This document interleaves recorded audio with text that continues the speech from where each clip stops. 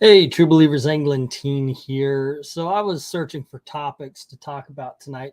I decided, and I'll get this out of the way, I decided to do the auction tomorrow night instead. I was going to continue Saturday's auction. We could only do a half one. It's going to be tomorrow night. That way there's no time limit. I have to go pick up my wife in about an hour and a half. So figure, what the heck, let's talk about some stuff. So like I said, looking for a topic. And I came across this article asking the question, have variants and ratio comics run their course? And it's talking about basically how these variants send people off on treasure hunts. That are they really treasures or not? And that's something I've always figured. Wait a second, hold on. Are you guys really searching for? See, I got caught in this. I got caught in this a long time ago. My Marvels. My copy of Alex Ross's Marvels is, so it was a collector's item, but it was a manufactured collector's item, meaning there's only like 100 in existence and all that kind of stuff. It's Marvel, but it was wrapped up in a poster and you could only get it by ordering through the Diamond or whatever it was at the time. Nobody cares about this. In order for a collector's item to be a collector's item, sure, it could be rare, but also people have to be searching for it.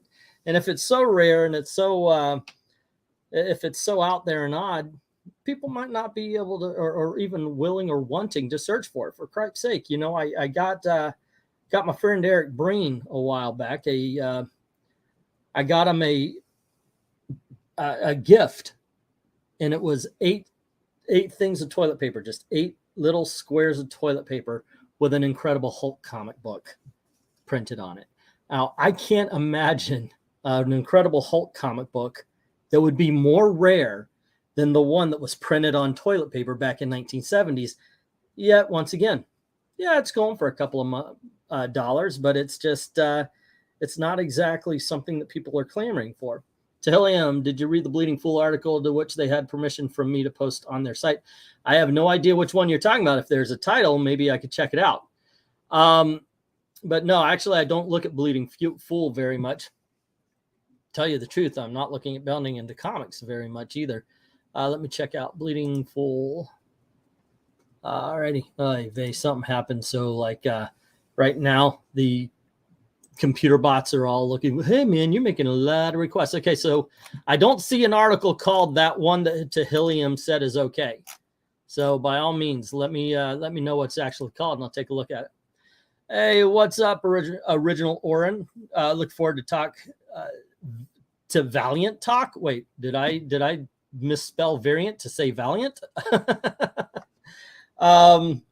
Gee, did they ever do the variant? But I remember there was actually a backlash from store owners. A friend of mine who owns the comic shop I go to actually wrote in a letter, and they said, "Hey, look, you're screwing us over here. In order to get this variant cover, we have to order 52 issues of a comic that's not going to sell. No, not happening, bro." And I'm telling you, my comic book shop, they really cut their orders down. They were like, it's not worth it. What we're going to do instead, and he went to kind of just show them. And by the way, this is like the biggest freaking comic book chain in Central Florida here.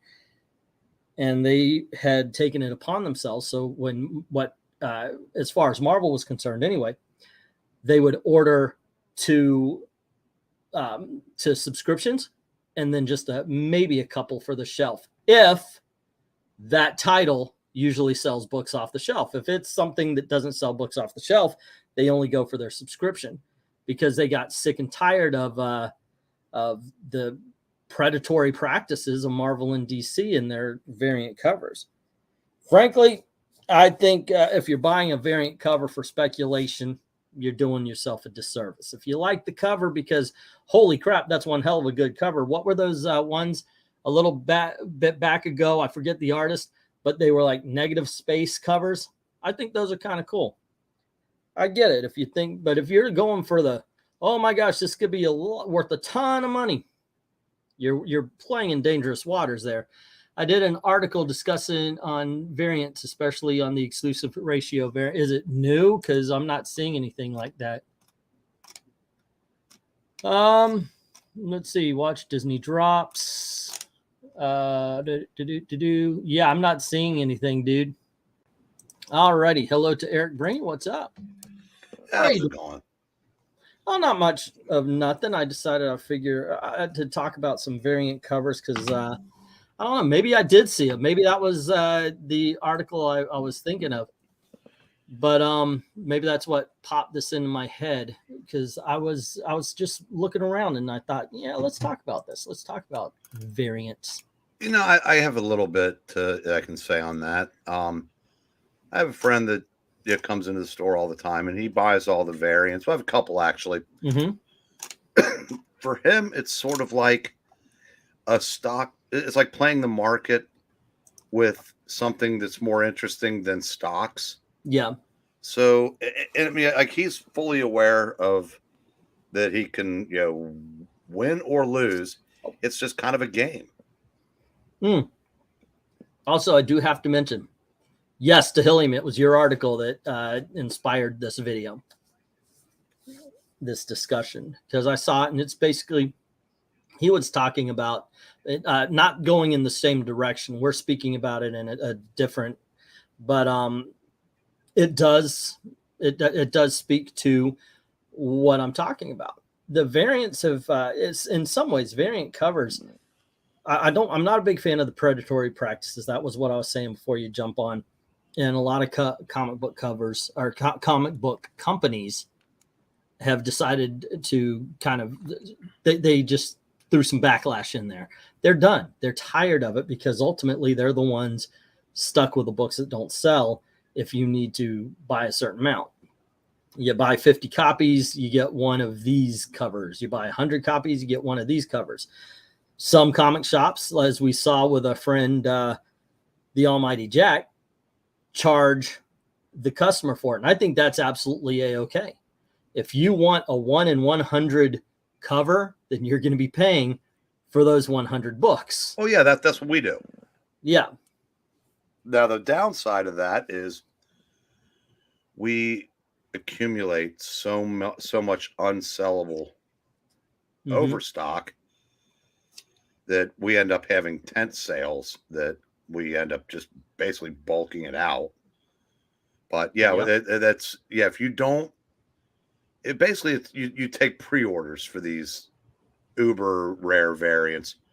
If you don't do that, then you're insane as a retailer. Yeah. And speaking of bulk sales and all that kind of stuff, tomorrow we're going to be doing a comic book auction. It's to continue because I can only do a half auction on Saturday. It's to continue that. It's actually going to be more than just a half, but it's also going to be kind of a discounted auction. I'm throwing in a lot of stuff that just hasn't sold. And it's going to be like 25, 50 cents, $1 mostly. There's going to be a few big dogs. And I actually bought a couple of big dogs that I'm kind of excited about. Give me just a moment. I forgot them on the bell. I'll be right back.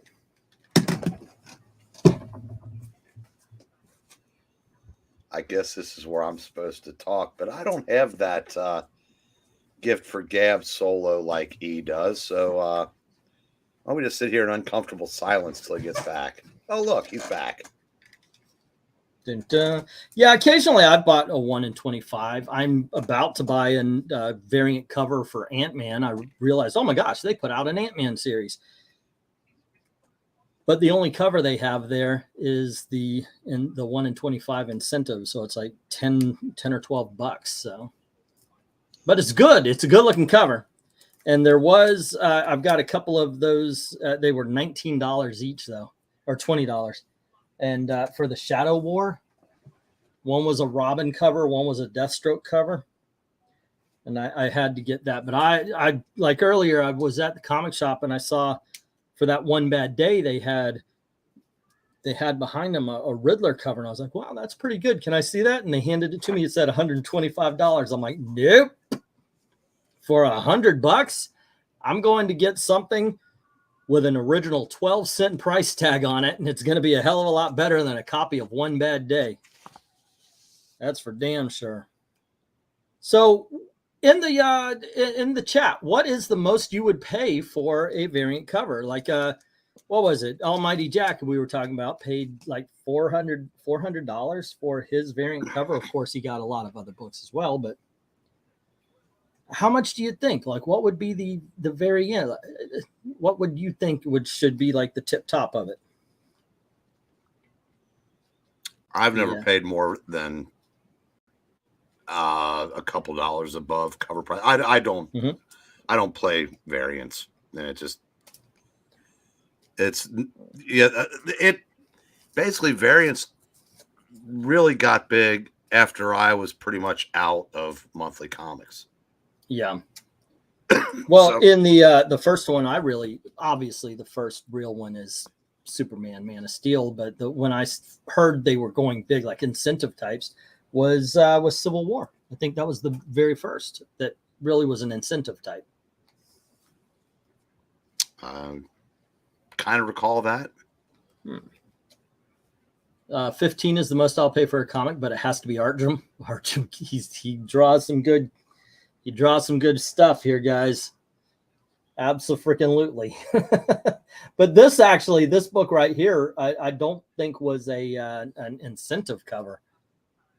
But damn, it wasn't. They sometimes they have them. Oh, I got the big dogs. One we did have before, and we have again. It's here we go.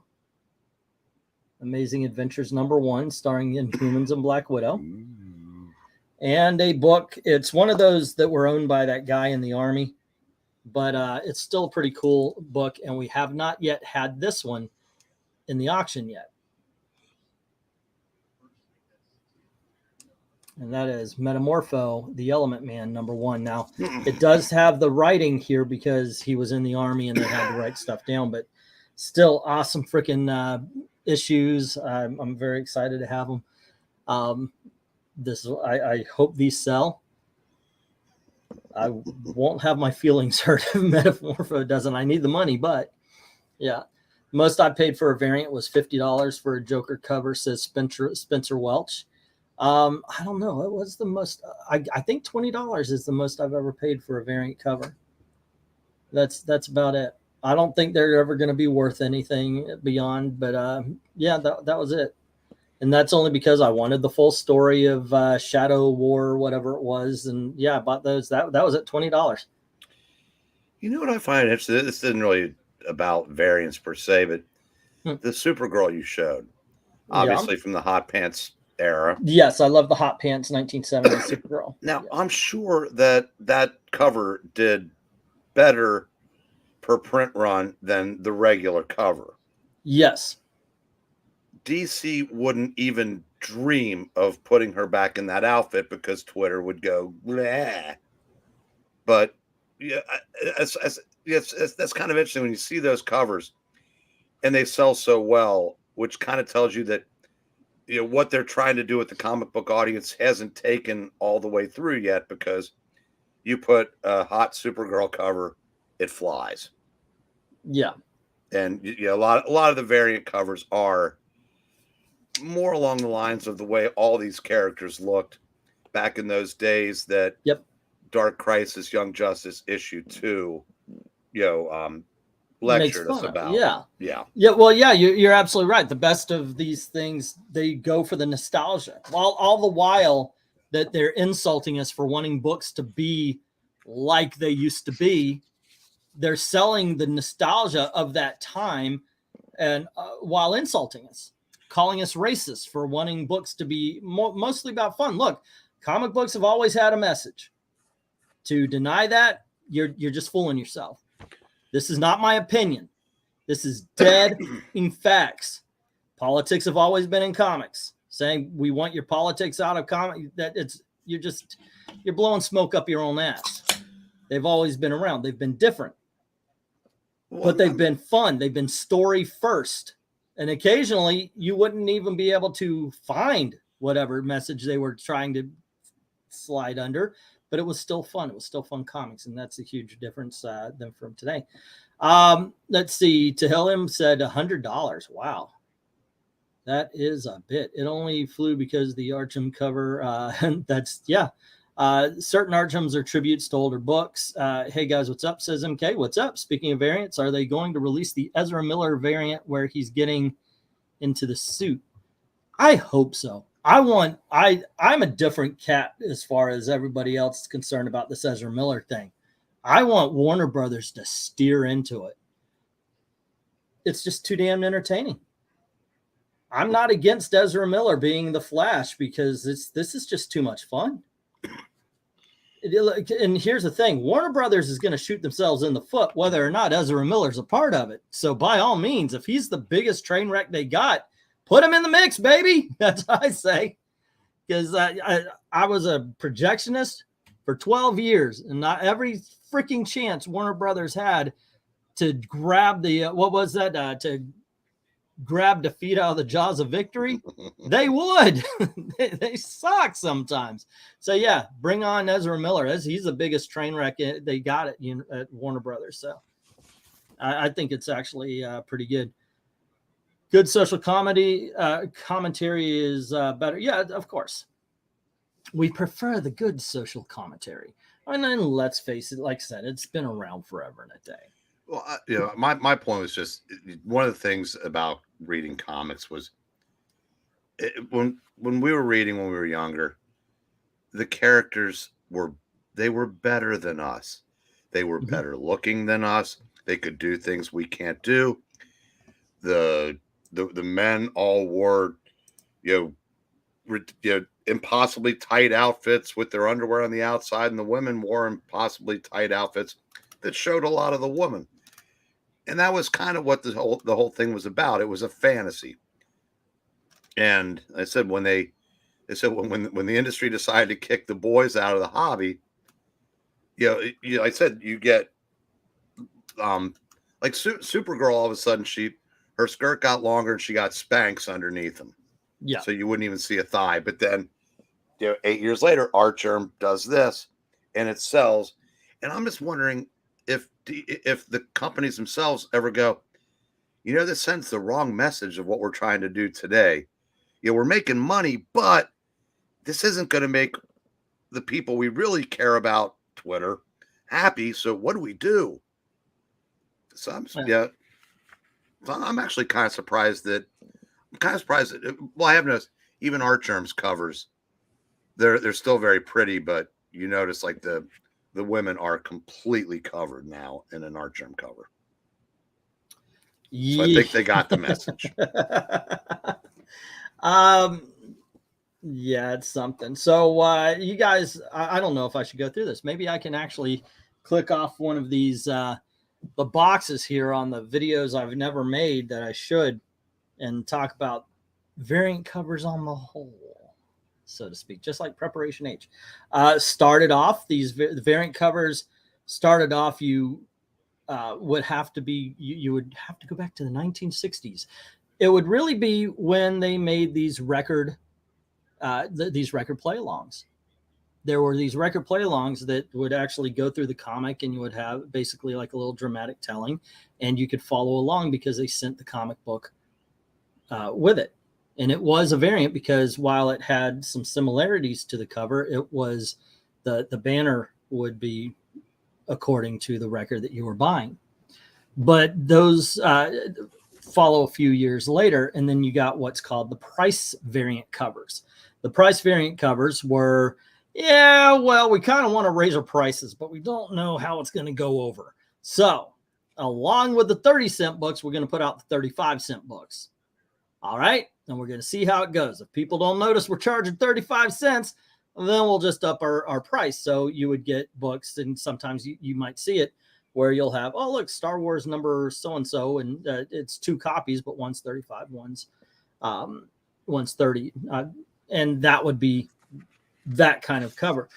But the very first we want to sell multiple issues variant cover came in the form of Superman Man of Steel #1 by John Byrne. And that one cover is the Shield. and the other is Superman tearing open his shirt while there's a scene from the comic book right next to him. Later, of course, the next big variant cover would probably be in. I know there was a cover for JLI. It's the Keebler issue, issue number 3 for the Justice League International. Well, it was Justice League, but then later it became the JLI. And that one, like issue number 3, the original one was a Rocket Red cover, and then the Keebler one was, I believe, Captain Marvel being held back by Rocket Red. Now, granted, this video like that. This video would be a lot better if I could take the audio and just I'll put it to something so you can actually see the covers and everything. And that's, but they weren't. That one even wasn't there to sell multiple copies. The next one to do that I believe would be Legends of the Dark Knight. Now, this was the very first Batman book. And by the way, I'm going by memory, so I may miss one or two. The Batman Legends of the Dark Knight, what happened was it's the very first Batman comic, ongoing Batman comic book since Batman. It was Detective Comics. Batman was created. This is it. And of course they had Bat Family and all that, but this was solely black man. This was solely Batman. And the thing is, they had a problem. The first story was called Shaman, and the gimmick of the Shaman covers was issue number 1 was a mask, and as it went, it was like a Tengu mask, and as it went, the Tengu mask deteriorates, showing a bat. Problem is, this is the first Batman series since Batman number 1, and Batman wasn't on the cover. So, oh my gosh, we're in a rush. What are we going to do? What are we going to do? And so they came up with this almost like a layover cover, and it was different colored, and it had this symbol of the bat on the front. And they were like, which color? Which color? You know what? All of them. And boom, that shit was born. From there on, you had incentive covers, you had gimmick covers, all sorts of stuff coming out in the 1990s. I mean, that just blew the shit up. Anything you want to add or say there, Mr. Breen? Yeah, well, the next big one was X-Men. Yes. X-Men.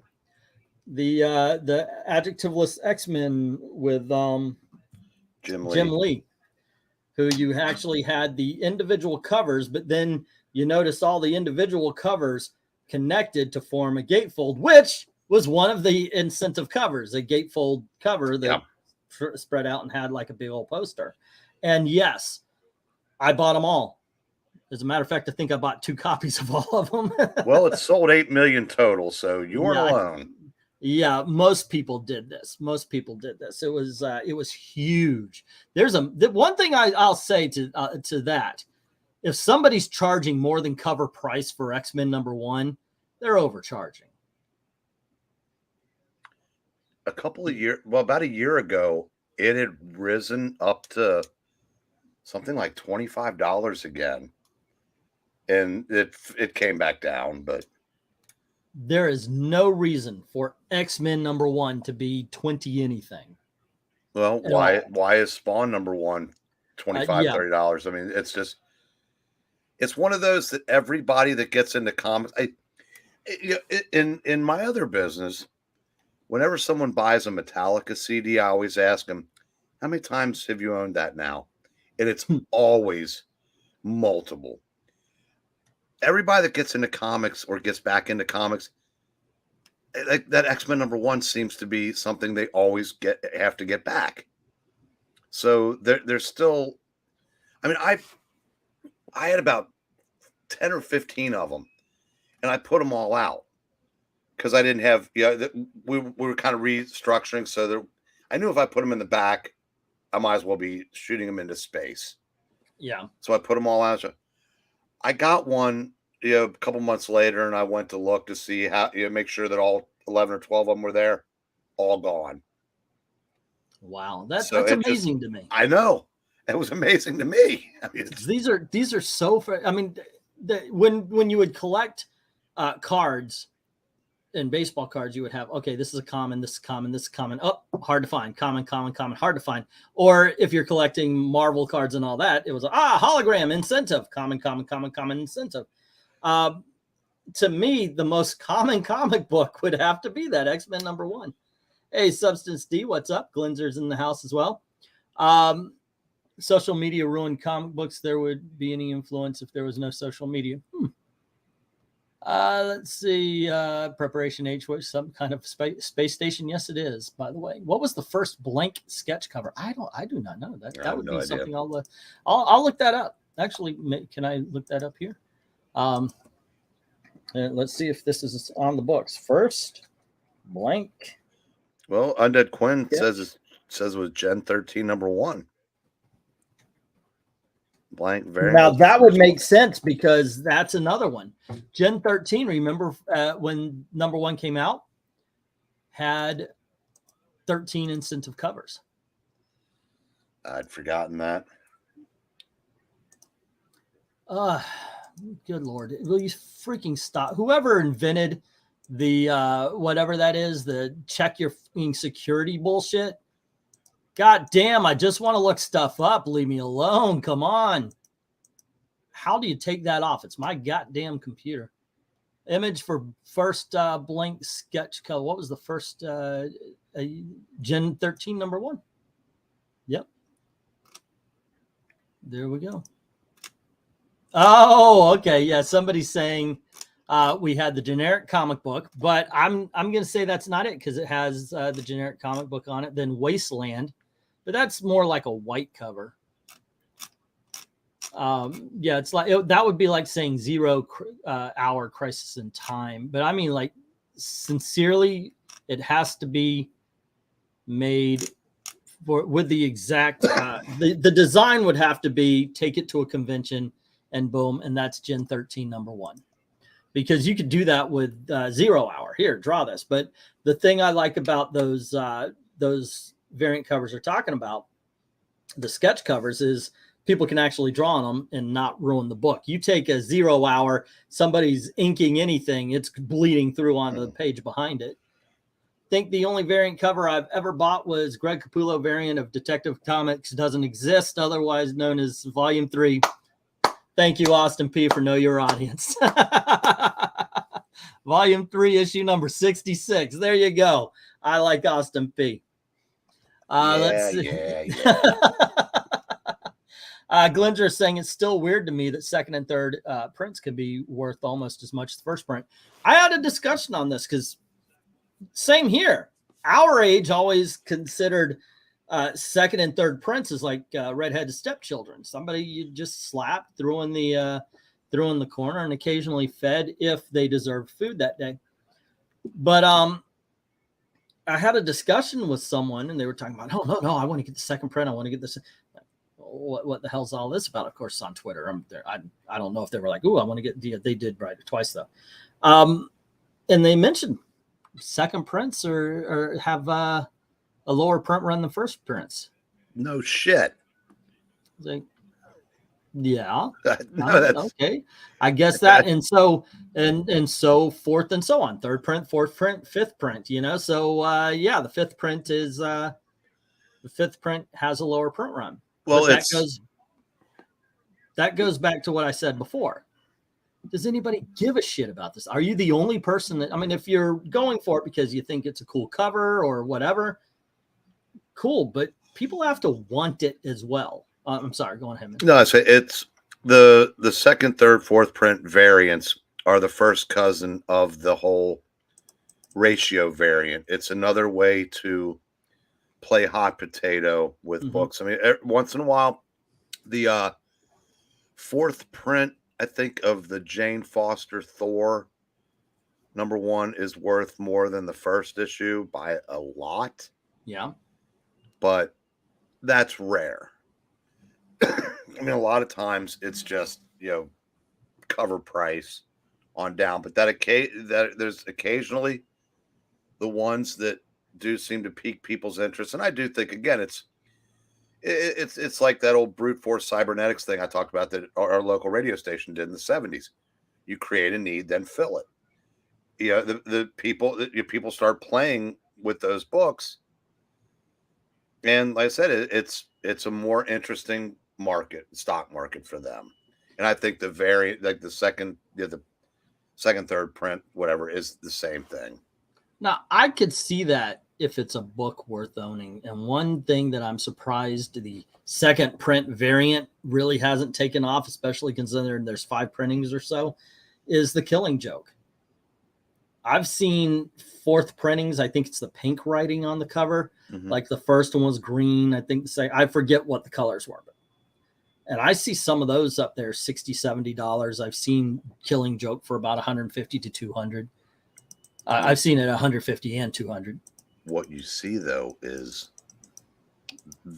that's because people want that book. The first printing is worth the most. Then the second, third, and fourth, and fifth are worth money, not as much, but it's because that is a story that everybody that collects comics feels they have to have, whether they have any interest in it or not. And there's a hell of a lot of interest in it. But yes, there's certain things. It's like, when I was in high school, you weren't cool if you didn't have Dark Side of the Moon on vinyl. When I was in high school, same thing. Well, not vinyl. It was still on the chart between you and me in high school. Yeah, I know, right? It was on the chart for like, what, 50 years? 400 and some weeks. But yeah, that was just one of those inductee albums. Thank you very much for the super chat. Glinzer, why isn't it not popping up here? Let me find it. There we go. And I think that, how popular are homage covers? One of my favorite covers is Iron Man number 150. I just like the Riri homage cover.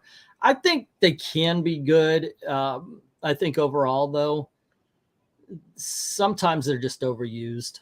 I can answer that. Go right on ahead. One more homage to Spider-Man 300.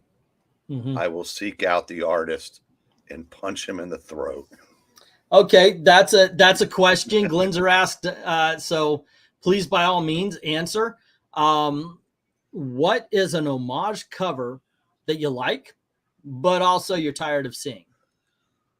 What would that be? I'm going to put out one as well, and I'm going to say X-Men 100.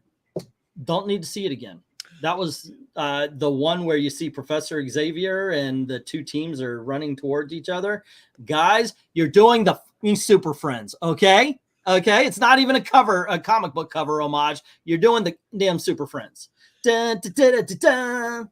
All right, X-Men did that too. And they really, that was X-Men 100 was sort of like there was Avengers Annual number 2 was a face-off cover. Going back to 1968, there was, and it was pretty much, it had everything but a guy in the middle, basically like, gentlemen, start your engines. But, I'll tell you what I've seen a time or two too many at this point, I think, is the Superman Spider-Man cover. Yeah.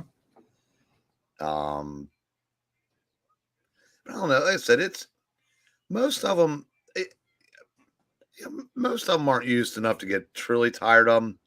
I'll tell you, the homage covers I like better than it doesn't even have to be an homage to a particular cover, are the ones that take the old Marvel logo from, say, the 70s. Yeah. That kind of, I like those. Yeah. It's almost like a style homage. Issue annual number 2, huh? Annual Avengers annual number. I'm trying to see this, but yeah, I like that. Like if a modern day cover, and I've seen some incentives. I've seen some variant covers, and they make it look like a 1970s cover. I like that. You're right. Well, Eric Larson did that with Savage Dragon for a couple years. Made them look like old Marvel comics and such from the mid 70s. Yeah, had the what do they call that? The strip, I can't remember. There's a name for it.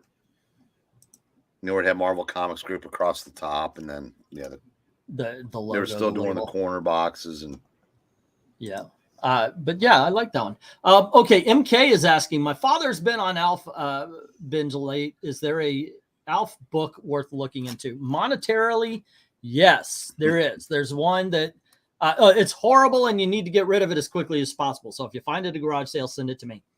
It is ALF, and he is going into a pool. And so he has a pool animal strapped around him so he can float. But the pool animal has come to life.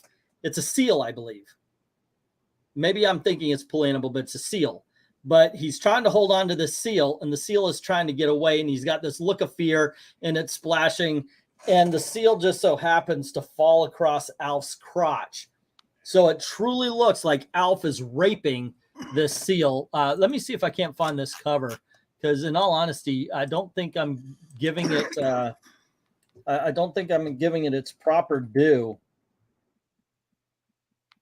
Let's see, Alf. All right. I don't. You got to see it. You just have to see this thing. See if I can't find it here. But it was a hell of a mistake of an issue and or a cover, and it ended up kind of blowing up. Here, yep, here it is. Let me share it out, and you guys can bask in the glory of Alf raping a seal. There we go. All right. There you go. If you find this issue, by the way, chuff fucking ching. Okay. Yeah, this is the one. If you're looking for an Alf cover or an Alf comic that is worth something, and this is the only one, really. I think Alf #1's worth about 30 or 40 these days. Yeah, it is definitely one to check out. Like the Alf TV series, too bad it had true. Yeah, yep. Naturally, Alf TV. What is it? Naturally, England has the deets about this. See, now this one, this makes more sense. Like the Archie 511, I could almost think wasn't even by design. You're familiar with that one, right? Looking it up. Archie's walking with Betty and Veronica, said my horoscope said I'd be in the pink today. Which is a lot more subtle than the one where Archie's running into the water to save Betty and says, I'm going to have to beat off a bunch of boys to save Betty. Save her, yeah. Okay. Oh, I looked up the wrong one. It did show me Jughead. I don't know. Anyway, that is kind of funny. But there you go, guys. That is the Alf cover you really want to look at. And go figure. I have a talking Alf stuffed doll. Way to ruin my feelings about the character. Marvel, the furry community, and the SPCA are now going to be try to ban that cover. It's out there, and yes, I have the deets on the dirty Alf covers.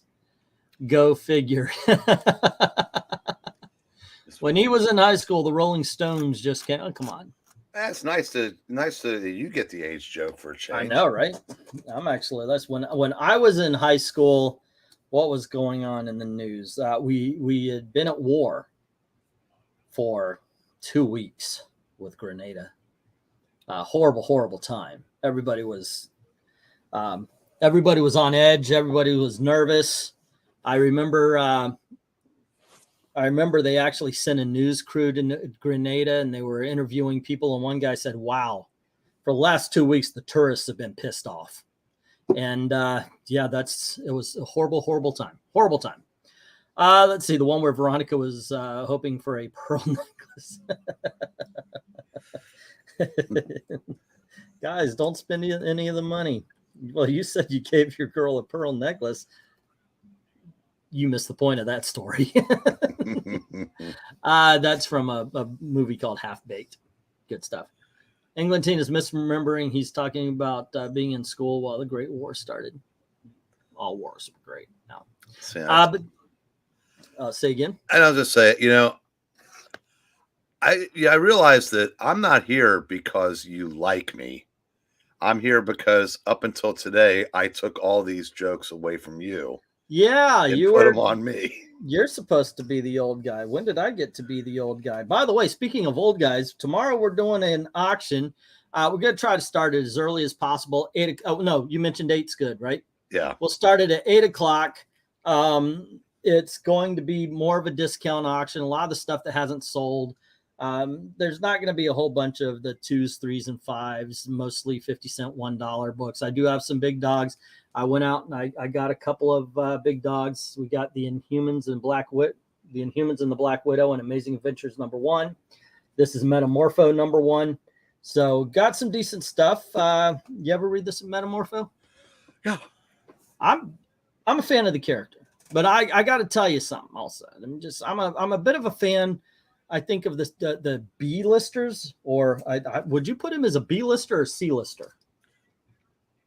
I think anybody that gets their own title at least is a B. Is a B?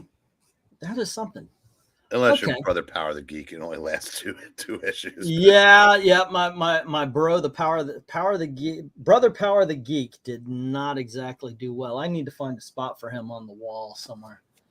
I like that, but he would be a D-lister, I think. Ooh, I've got a tier list video coming up, guys. That would be kind of fun, just to tier list heroes. Like A-list, obviously, Superman, Batman, Wonder Woman, Spider-Man. Those would definitely be A-list. Would you put Green Lantern, Aquaman, Captain America, Iron Man on the B-list or A-list? I think everybody but Aquaman. Okay, Aquaman gets dropped to C. Okay, no, ladies and no. gentlemen. No, I thought you were talking about. Hey, no, Aquaman's a B-lister. Aquaman's a B-lister. Everybody else is on the yeah, because I think with Marvel, if you're talking Spider-Man, Fantastic Four, X-Men, Iron Man, Daredevil, Captain America, Thor, we're talking about characters that have had over 500 issues of a title with their name going across the front. If that doesn't make somebody an A-list, I don't know what does. So Daredevil, by that logic, Daredevil is an A-list. I included him. Okay. Yeah. And with DC, Batman, Superman, Flash, Wonder Woman, Green Lantern. That has, if we're talking about characters themselves as opposed to titles, and probably just those 5. Okay, so Aquaman hasn't had 500 issues in 50 years, 60 years, 70 years. Close, more probably closer to 300. Because his original run went 63. Then there's been one that lasted about 90. Another one that lasted, probably 70, I think, and then then Rebirth and New 52. Yeah, and then a couple of miniseries here and there. Wow. Because if by what you said was in the title, so Adventure Comics would not count. Their stints in Action Comics don't count. I mean, Aquaman is close, but there are some people, like if Ash were on here tonight, he'd be arguing with me tooth and nail. He would say Iron Man, Daredevil, Thor, Cap, all B-listers. In his opinion, Spider-Man and the X-Men are probably the only A-listers at Marvel. But here's the thing. I said characters. I did not say teams. So X-Men, if we were doing teams, would be an A-lister. But individually, there's only one A-lister on the X-Men team. Right. And that's Wolverine. Everybody else would hit B, C, D, or whatever. But I can't. I could not agree with Wolverine being an A-lister, but Iron Man not. Yeah, I can. Because what's the criteria now? Sales recognition. But right now, more people on planet Earth. Way more people on planet Earth know who Iron Man is. Know who Iron Man versus Wolverine. Yeah, yes. that is true. It's just one of those things. It's like I don't have to have Superman across the chest if I've got the shield. Yeah. Same as Captain America, by the way. If you have that shield, everybody knows it's Captain America. So yeah, that's something. I think a tier list should be involved. But I don't know how many would be cool and how many would be okay, now we're getting bored. So I'll try to find. Well, yeah, it's true. It's true. You can start, but after a while, people are like, okay, yeah, I want to jump out here. I think it's a very interesting question because there are some heroes and some villains we all love. Comic book collectors love. Not a lot of people know Metamorpho. If you're not a comic book collector, doesn't mean he's not awesome. He's actually awesome. Or the Spectre, or a lot of DC comics, 1970s. They don't put them out now. Now, A-list villains, that's a different story because obviously they don't have titles with 500 appearances. So, I mean, I said, before we bore people, get the ball rolling, say at Marvel, Magneto, Doctor Doom, Joker. Well, I said Marvel. Oh, Marvel. I was going to get to DC in a second because then you got obviously Joker and Lex Luthor. Okay, Magneto, Doctor Doom. As far as Thanos would be popular now. Now, yeah, and I would probably put Doc Ock in there because or Green Goblin. You could leave it, fight that out because I mean that the biggest character at Marvel, his biggest villain, depending on which one you go with, probably would have to be on that list. Well, Green Goblin is definitely the popular choice for comic book readers, but Green Goblin was also the main villain in a movie filled with villains just last Christmas. So even if he was falling down the memory hole, that movie brought him back. And I got to say, Willem Dafoe freaking killed it as Green Goblin in that one. All of the Marvel characters mentioned as being A-listers were that up through and including 2012 being on an A-lister also has to involve the character being consistent over its long run. But I would say here's the criterion. How do you think criteria, not criterion, I said criterion. The criteria, in my opinion, would be brand recognition, I guess. That's what I'm going with. How many people would recognize Aquaman versus Namor, for instance? I would say more people would recognize Aquaman over Namor, even though he's on the Black Panther trailer right now.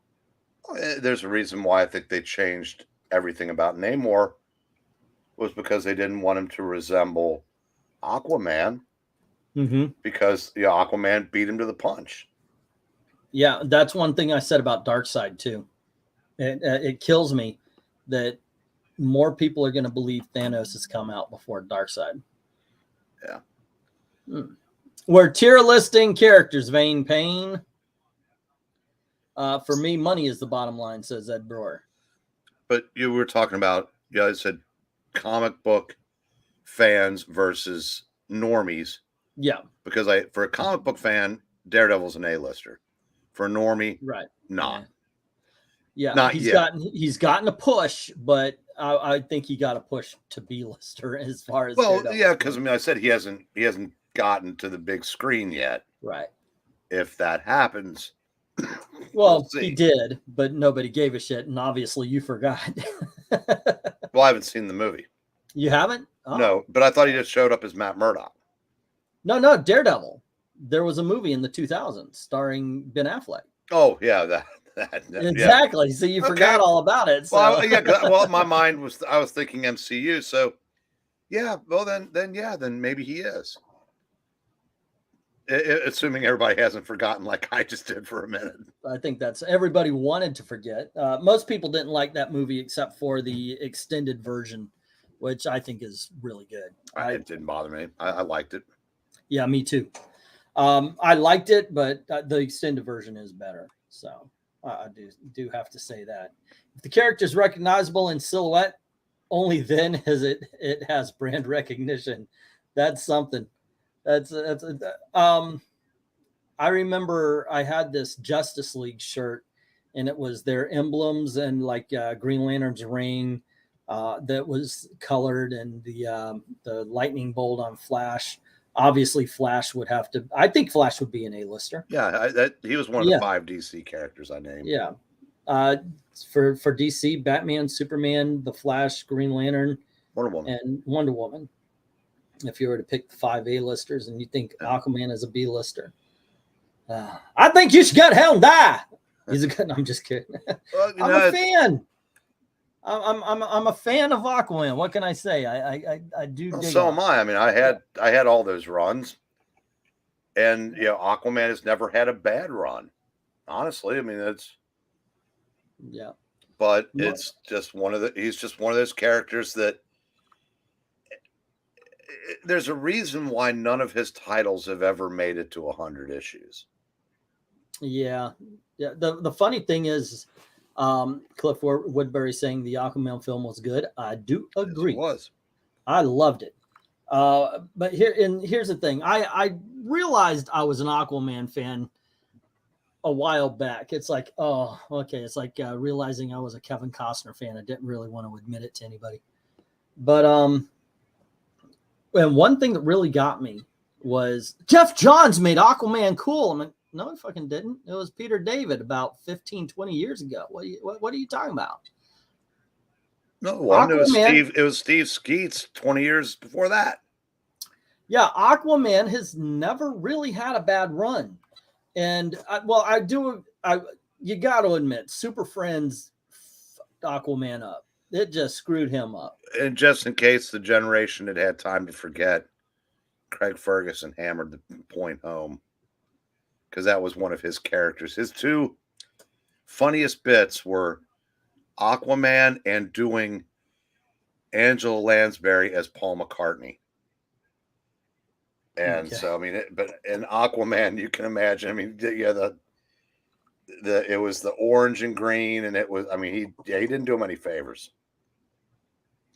Let's see. I think it's one of my favorites, even when considering Marvel films. It's a DC film, but you're not off going. No, I know. I think he's saying, even with all his great Marvel films, he puts that in that class. Okay. I do too. Aquaman was good, but bloated. Should have saved Black Manta storyline for the second film. You know, I get that. I like a one movie, one villain kind of thing as well. So I think I can agree with you on that. But yeah, Aquaman had never been bad. So but I can see why you'd put him on a B list. Who would join him though on the B list? Would you consider Black Lightning? They had TV shows. Green Arrow, definitely would be a B lister. Well, I said if I'm counting Metamorpho, there's probably a fairly lengthy B list. Metamorpho's C tops. Well, had a title. He's had several backup features. He's been in The Outsiders for damn near 40 years off and on now. Yeah. But, remember the JLI? Probably C list, I guess. But he's never been like the Wolverine of any of those teams, though. So I don't know. What do you guys think? A character like Metamorpho, where would you put him? Who would be your B-listers as far as Marvel and DC are concerned? Like, who would be a Marvel D-list or C-lister? Somebody who's right there. I think Spider-Woman would be a C-lister, or Captain Marvel would be a C-lister. Now you mean Marvel, right? Because Carol Danvers, Captain Marvel, she is the A-list. Bigot. Well, I'm sorry, you misogynist piece of shit. She ascends the A. She is the only A+ Marvel character. That's right. That's C-list Marvel characters.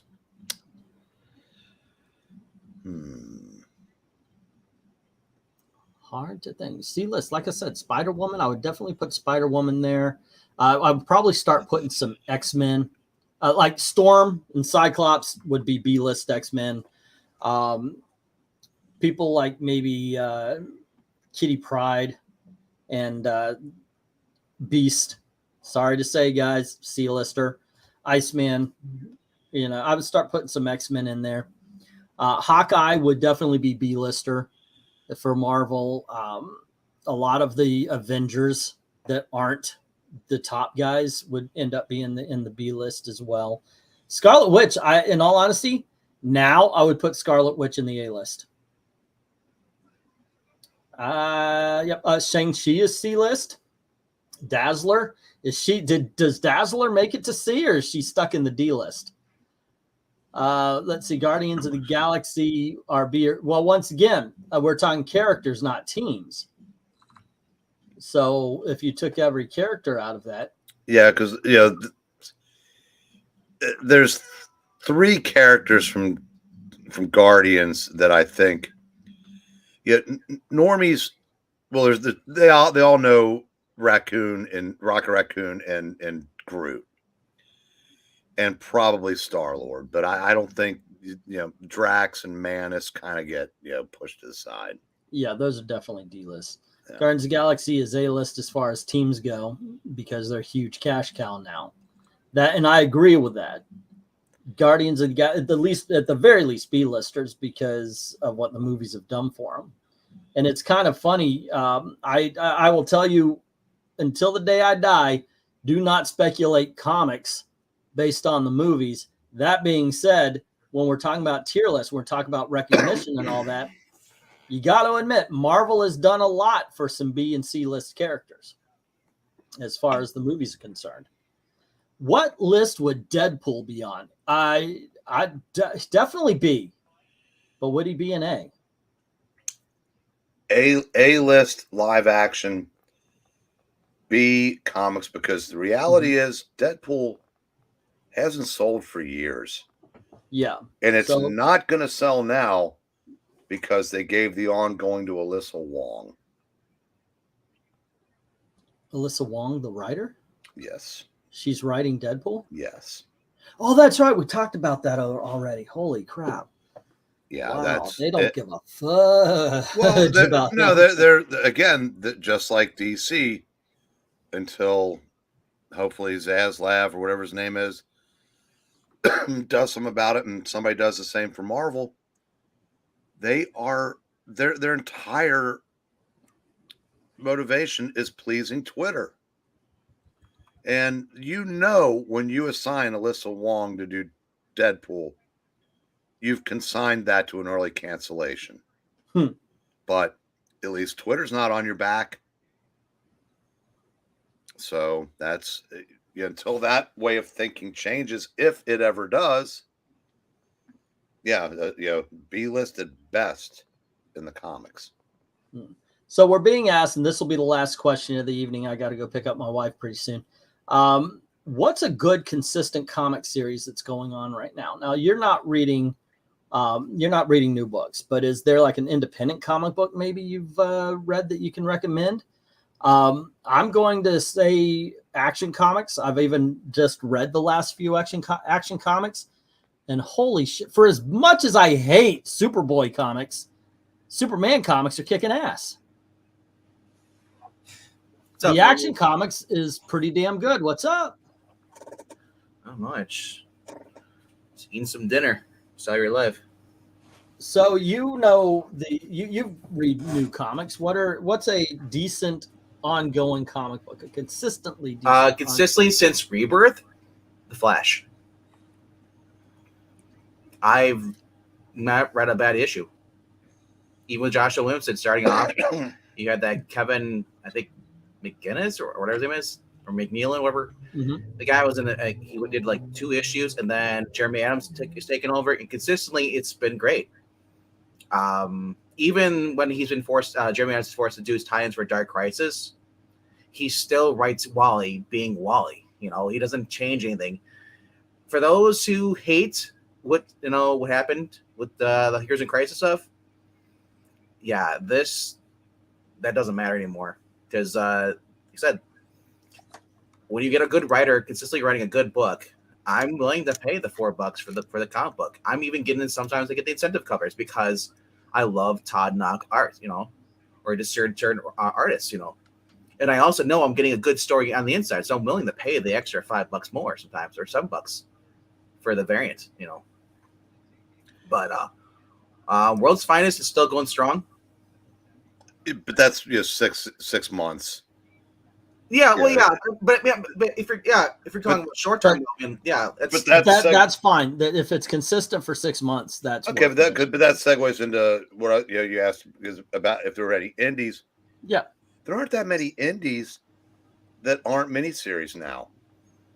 That's true. Xenoscope does well. Their annuals connect to the story, so they do 6 issues, then they do a quarterly, 72 pages, and then they do another couple annuals, But there are no like. I'm trying to think of some books that like Saga. I think then when they finally started back, they resumed their numbering. But nowadays, if you get an indie title that's Firepower. ongoing, it's Zach brought up Firepower. Yeah, that's still going. That's still going strong. But I said there don't seem to be a whole lot of like nexuses and badges. I mean, obviously Spawn is still going, but it's just. I'm not sure how long Scorch is going to go, but that's been pretty good too. But I actually heard that was good. I missed it when it came out, but I've heard nothing but good things about it. It's the Spawn Avengers. That's basically what it is. That's what's so great about it. Glinzer's asking what the longest running indies. Now it's Spawn. It passed Cerebus, and Eric Larson is keeping Savage Dragon going because he wants to get to 301 because Dave Sims did all 300 issues of Cerebus, so he's trying to beat that. I think Red Sonja had 80 issues until Gail Simone ruined it. Well, that's been started and stopped more times. Yeah. Which one? Red Sonja back Rush Hour Traffic. Oh, yeah. I went for 80 issues. I was like, dang, that's a lot of issues. So I'm happy really reading through those. But I mean, but then the whole 2014, I think it was when or 2011. Right? As much as I'd like, believe me, I love to find things to blame Gail Simone for. Empty pans in the buffet. The reason I blame her is because she changed the origin and turned Red Sonja into a slut. But so she could sleep with women. It wasn't that. She didn't ruin that. These companies just have this idea that people they think that the only way to recapture an audience isn't put better creative teams on it. It's to start over. And a lot of times starting over comes with giving them to the absolute wrong people. I mean, it's funny though, when you see actually good writers writing stuff like Dan Abnett writing either Vampirella or Red Sonja, and you compare it to the ongoing what the time was like Mark Russell, you knew what was good and what wasn't. It was so great. It's sad though.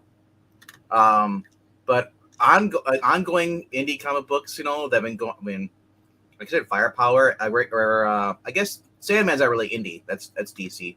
Right.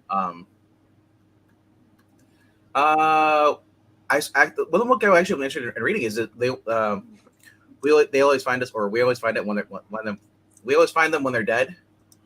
Yeah, that one's been going on for a couple of years. What's the one?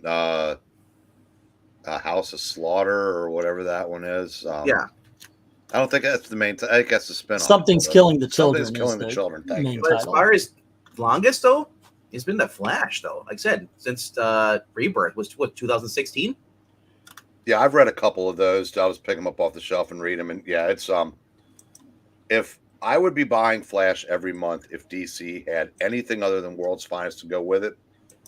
But I am so sick of the BS at DC that I need to clean up on aisle 5 before I support anything of theirs other than the Fables in World's Finest because I'm already, buying them. I don't know. I will not pick up I won't get another title. I'm just practicing what Angleton's always preached.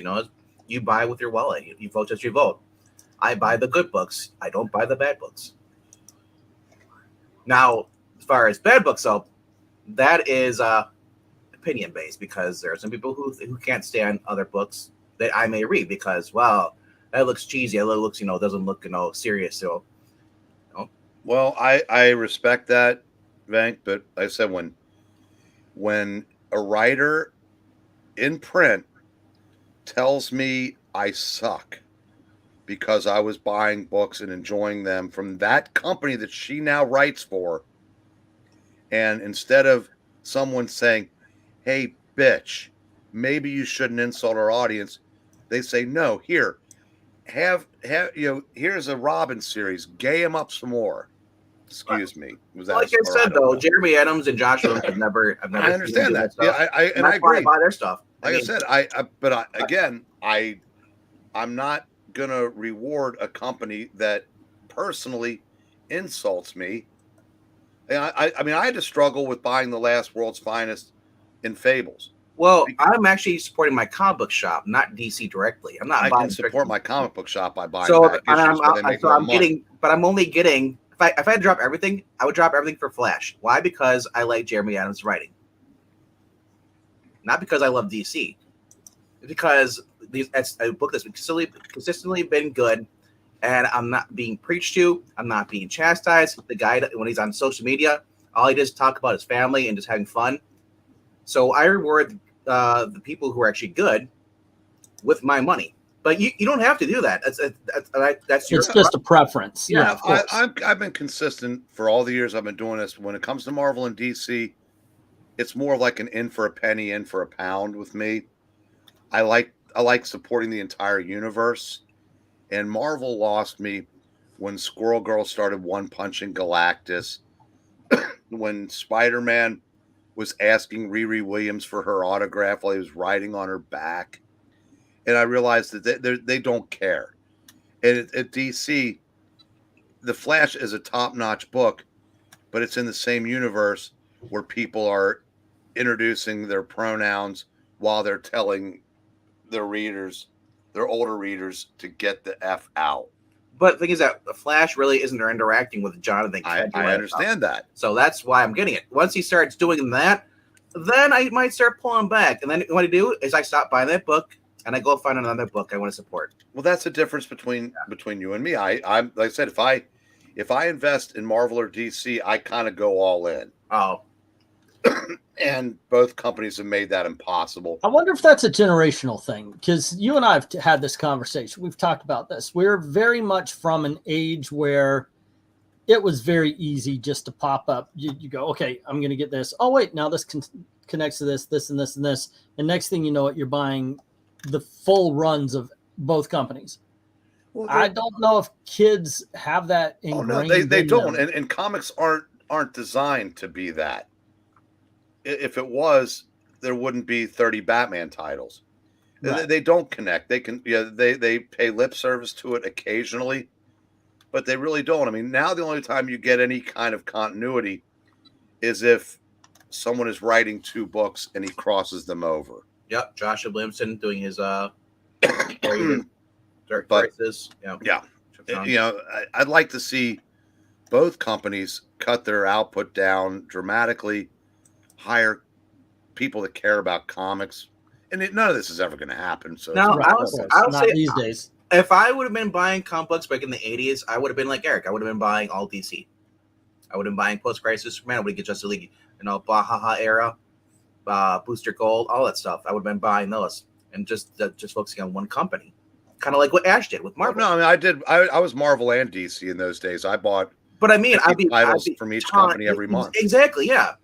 I used to do that in the early 2000s when I started getting in because Marvel and DC were predominantly better.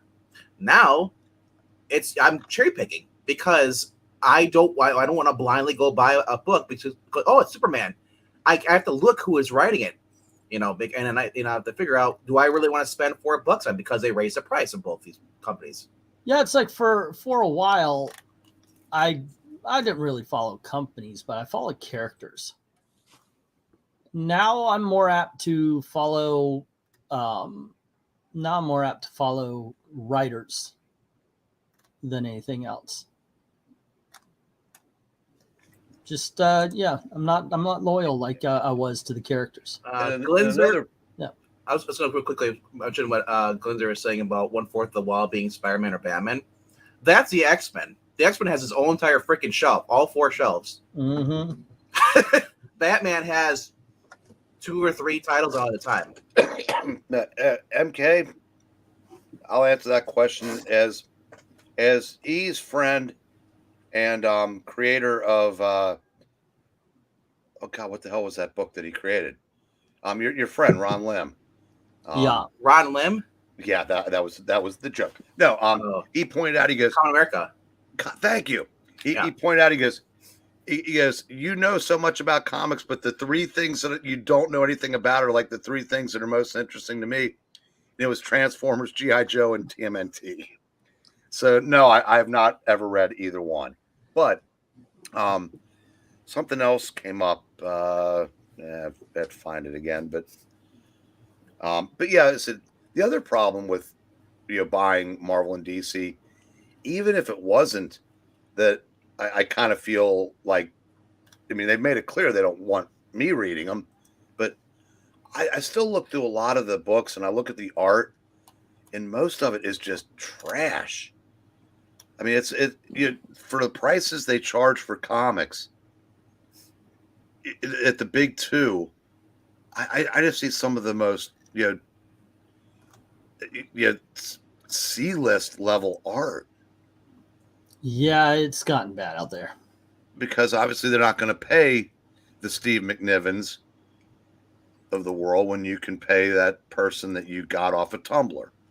Yeah, I love Phil Jimenez and I love Dan Mora, but they cannot write. Or when they draw, like Batman and Superman, they look like girls compared to actually when you go back post-crisis, looking at the way they're drawing Batman and Superman. But VENKMAN, that goes back to what I'm saying, is the comic book industry exists to please Twitter. Yep. Twitter doesn't want gods in tights, and that's what they want. They want dad next door, and that's what I was saying before social media. Comic books were better. No shit. Because I mean, you can say, say that's excuse. I think that was Rhaegar said that to me earlier, but no, there was no catering to anybody because there was no one screaming. You didn't see it. Now it's those were because Twitter, there's no doubt, is a very popular social media site. And they cater to the people on there. Well, now they're right, and they. So I'm just saying. The worst thing is, judging by what we learned recently, they're probably catering to bots. Yep. And that's why it never translates into actual money, is because the people who are doing it are just a bunch of the bots. Well, VENKMAN, if Lil Rhaegar is going to take that tone, next time he's in the hospital, I don't think you should go visit him. He's his man. I skipped our visit tonight. Just all right, hey just kids, drink beer instead. All righty, gang. We're having car trouble, so I'm driving my family to and from work. One of the reasons why I couldn't do the auction tonight is because I was driving around instead of home, fixing it up and getting some sort of structure. By the way, Eric, if you ever get a chance. This is a series of books. It's put out by IDW, and this one in particular has the first, what is that? First 8 issues of Teenage Mutant Ninja Turtles. One of my favorite trades right here. I have 3 of the first 4 original trade collections. Yeah, literally on the floor because I knocked them off the couch the other day. What did you knock them off like shit? No, I forgot they were there when I moved something else. I knocked them off. Mm-hmm. I just, I'm sure it's fun, but I've just never, I made it 60 years, and if I'm, if it's time to read something, if I've got like a Superboy from 1967, why? Why, look, there's a Superboy from 1967. Well, all it takes is you to pick up that book and start. Is he holding on the Gossamer? There you go. Yeah. I know, right? ALOISE, we were only able to do half an auction on Saturday, and so I figure I would finish up. And actually, I'm going to add a little bit to it for tomorrow. It's going to start at 8:00. And it's going to be more of a discount auction. I'm going to have some 50 cents, some maybe some quarter books, some 50 cents, some $1. Not a lot of 2, 3, and 5, but I probably will have some of those. And I got a couple of big dogs, as I was showing. It's going to be some of the ones you've seen before, plus the 2 new ones. Amazing Adventures, starring Black Widow and Inhumans #1, and then Metamorpho #1.